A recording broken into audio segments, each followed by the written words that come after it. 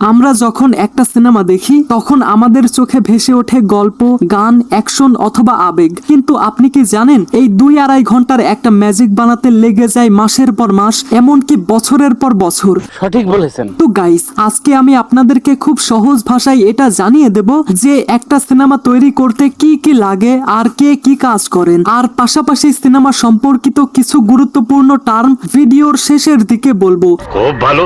আপনাদের মধ্যে অনেকেই এটা জানতে চায় যে একজন ডিরেক্টর বা প্রযোজকের কাজ কি, এছাড়া প্রি প্রোডাকশন কি, সিঙ্গেল স্ক্রিন অথবা মাল্টিপ্লেক্স মানে কি, এবং পাশাপাশি প্রোডাকশন হাউস মানে কি। এই সব কিছুই আজকে আমি আপনাদেরকে ডিটেলসে জানাতে চলেছি। তো চলুন শুরু করি সিনেমার দুনিয়ার এক জাদুকরি সফর। लेकिन शुरू करने से पहले চ্যানেলটা সাবস্ক্রাইব করুন। আরে বাহ, আপনাকে থ্যাংক ইউ। ওয়েল, প্রথমেই বলি একটা সিনেমা তৈরির জন্য কি কি লাগে। তো একটা সিনেমা বানাতে 3টা সব থেকে বড় ধাপ থাকে, যেমন প্রি প্রোডাকশন, প্রোডাকশন এবং পোস্ট প্রোডাকশন। আচ্ছা, তো প্রথমেই বলি প্রি প্রোডাকশন মানে কি। প্রি প্রোডাকশন মানে হলো সিনেমা শুরুর আগে সব ধরনের প্রস্তুতি নেওয়া, এবং এই প্রস্তুতির মধ্যে অন্তর্ভুক্ত গল্প লেখা, স্ক্রিপ্ট তৈরি করা, বাজেট ঠিক করা, লোকেশন চুজ করা, অভিনেতা অভিনেত্রীদেরকে সিলেক্ট করা, যেটাকে কাস্টিং বলে আর কি। এছাড়া শুটিং শিডিউল বানানো, কস্টিউম এবং সেট ডিজাইন প্ল্যান করা। আপনারা হয়তো বুঝতে পারেননি, আপনাদেরকে একটা এক্সাম্পলের মাধ্যমে বুঝিয়ে দিচ্ছি। যেমন ধরুন, আপনি যদি একটা গ্রাম ভিত্তিক লাভ স্টোরি সিনেমা বানাতে চান, তাহলে আপনাকে কি করতে হবে? প্রথমে গল্প লিখবেন, কোন গ্রামে শুটিং হবে সেটা ঠিক করবেন, অভিনেতাদের ঠিক করবেন এবং পাশাপাশি এই সমস্ত কিছুর খরচ হিসাব করবেন। আর এটাই হলো প্রি প্রোডাকশন। আশা করি বুঝতে পেরেছেন। এবার বলি প্রোডাকশন মানে কি। প্রোডাকশন মানে হলো সিনেমার শুটিং এর সময়টা, যেই সময়টাতে ক্যামেরা, লাইট, সাউন্ড এই সব সেটআপ হয়। এছাড়া অভিনেতারা তাদের সিন অভিনয় করেন এবং ডিরেক্টর সিন পরিচালনা করেন। মোট কথা, এটাই সেই সময় যখন সিনেমার আসল চিত্র ধারণ হয়। এবার বলি পোস্ট প্রোডাকশন মানে কি। পোস্ট প্রোডাকশন মানে হলো শুটিং শেষ হওয়ার পর সিনেমাকে ফাইনাল করা, আর এর মধ্যে অন্তর্ভুক্ত থাকে এডিটিং, কালার গ্রেডিং বা colour correction, sound mixing, background music দেওয়া, ভিএফএক্স বা ভিজুয়াল ইফেক্টস দেওয়া এবং at the end final print বানানো, যেটা আর কি সিনেমা হলে দেওয়া হয়। ও আই সি। এবার বলবো একটা সিনেমায় কার কি কাজ। প্রথমে রয়েছে প্রযোজক বা প্রডিউসার। প্রযোজক বা প্রডিউসারের প্রধান দায়িত্ব হচ্ছে সিনেমা বানানোর জন্য অর্থের যোগান দেওয়া এবং আর্থিক দিক সামলানো। তিনি বাজেট নির্ধারণ করেন, পাশাপাশি শুটিং এর খরচ, লোকেশনের ভাড়া এবং সমস্ত টিমের বেতন এই সব কিছুই তিনি দেখেন। একজন প্রযোজক বা প্রডিউসারই ঠিক করেন তার সিনেমায় কোন পরিচালক এবং কোন প্রোডাকশন হাউস যুক্ত হবে। অনেক সময় প্রযোজক বা প্রডিউসার নিজের প্রতিষ্ঠান বা নিজের কোনো প্রোডাকশন হাউসের মাধ্যমে সিনেমা তৈরি করেন। সহজ ভাষায় প্রযোজক বা প্রডিউসার হচ্ছেন সেই ব্যক্তি যিনি সিনেমা বানানোর জন্য বিনিয়োগ করেন এবং পুরো প্রকল্পের মালিকানা রাখেন। উদাহরণস্বরূপ, যেমন কোনো একটা সিনেমার যদি 5 কোটি টাকা বাজেট হয়, তাহলে প্রযোজক বা প্রডিউসার সেই টাকা দেন অথবা জোগাড় করে দেন। হ্যাঁ ভাই, ঠিক আছে। এরপর রয়েছে একজন এক্সিকিউটিভ প্রডিউসারের কাজ কি। একজন এক্সিকিউটিভ প্রডিউসার তিনি সরাসরি শুটিং এর টেকনিক্যাল কাজ করেন না, কিন্তু প্রজেক্ট পরিচালনায় তিনি গুরুত্বপূর্ণ ভূমিকা রাখেন। যেমন ধরুন, প্রজেক্ট ঠিক সময়ে শেষ হচ্ছে কিনা এটা দেখেন, পাশাপাশি ফাইন্যান্স ম্যানেজ করেন এবং বিদেশি ফান্ড এবং স্পন্সরের সঙ্গে যোগাযোগ করেন। আশা করি বুঝতে পেরেছেন।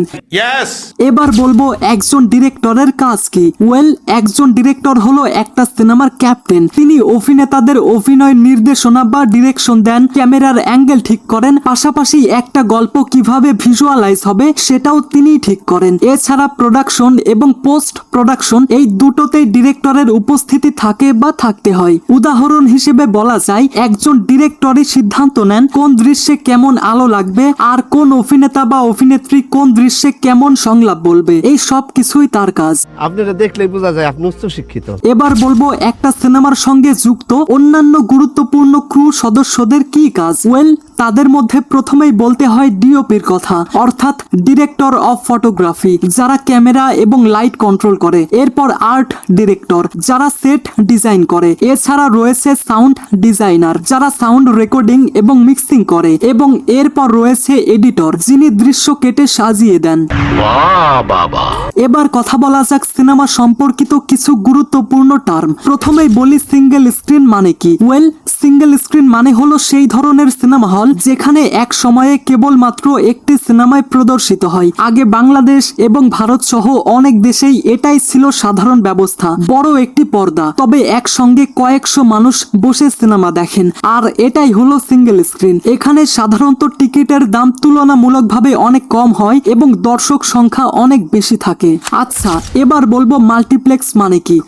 মাল্টিপ্লেক্স হলো একটা আধুনিক সিনেমা হল, যেখানে একটা ভবনের ভেতর একাধিক ছোট ছোট হল থাকে এবং প্রত্যেকটা হলে আলাদা আলাদা সিনেমা চলতে পারে অথবা একই সিনেমার ভিন্ন ভিন্ন শো টাইম হতে পারে। মাল্টিপ্লেক্সে সাউন্ড সিস্টেম, আসন বা বসার জায়গা এবং পাশাপাশি এয়ার কন্ডিশনিং, এই সব কিছুই উন্নত মানের হয় এবং এখানে টিকিটের দাম তুলনামূলকভাবে অনেক বেশি হয়। এক্সাম্পলের জন্য আমি আপনাদেরকে কয়েকটা আধুনিক মাল্টিপ্লেক্স সিনেমা হলের নাম বলছি, যেমন স্টার সিনেপ্লেক্স অথবা ব্লকবাস্টার। এগুলো হলো মাল্টিপ্লেক্স, বুঝছেন?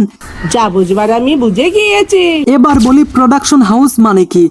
প্রোডাকশন হাউস হলো এমন একটি প্রতিষ্ঠান যেখানে সিনেমা, টিভি শো, বিজ্ঞাপন অথবা ওয়েব কন্টেন্ট তৈরি হয়। এটা হতে পারে ছোট একটা অফিস থেকে শুরু করে বড় একটি corporate company. Production house script থেকে শুরু করে pre production, shooting, post production এবং রিলিজ, এই সব কিছুই তারা পরিচালনা করে। বলিউডে অনেক বড় বড় প্রোডাকশন হাউস রয়েছে, যেমন ইয়াশ রাজ ফিল্মস, ধর্মা প্রোডাকশন অথবা বাংলাদেশের রিয়েল এনার্জি প্রোডাকশন কিংবা জাজ মাল্টিমিডিয়া। এসব প্রোডাকশন হাউস একসঙ্গে একাধিক প্রজেক্টে কাজ করতে পারে। এরা সাধারণত অভিজ্ঞ টিম নিয়ে কাজ করে এবং পাশাপাশি এরা বড় বাজেটের সিনেমা বানাতে সক্ষম। কিছু মনে করবেন না, আপনি বেশি কথা বলেন। আরে চাচা, এই একটা কথা কইলা, এই কথা তুমি কবে পারলা?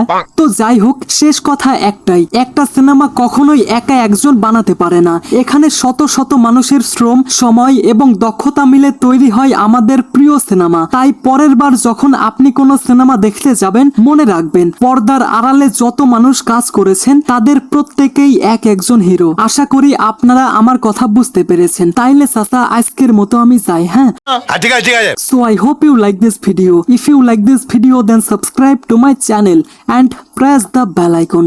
Thanks for watching, guys.